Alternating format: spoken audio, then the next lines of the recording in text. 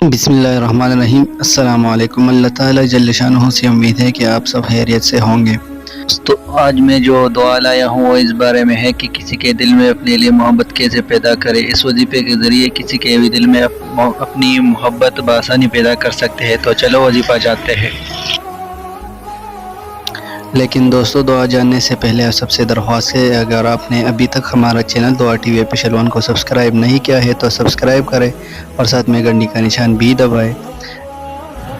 تو میرے بہن اور بھائیو، دعا کے جانے سے پہلے ایک بات بتانا چاہتا ہوں کہ یہ عمل آپ کو شرعی حدود کے اندر کرنا ہے۔ مطلب یہ ہے کہ اس وظیفے کے ذریعے شادی شدہ عورت یا مرد کے دل میں اپنے لیے محبت پیدا کرنا ناجائز ہے اور ساتھ میں شرعی حدود سے باہر ہے، تو لہٰذا اس وظیفے کا غلط طریقے سے استعمال کرنا مناسب نہیں۔ اب چلو دوستو، دعا کا طریقہ جانتے ہیں کہ ہم اس دعا کو کس طرح پڑھیں گے تاکہ جلد سے جلد عمل کر سکے۔ تو طریقہ دو غور سے سنیں۔ سب سے پہلے باوضو ہو کر قبلہ کی طرف سینہ کر کے بیٹھنا ہے، پھر 11 مرتبہ دعا کے پہلے اور 11 مرتبہ دعا کے بعد درود پڑھنا ہے اور درمیان میں آیت مذکورہ پڑھنا ہے۔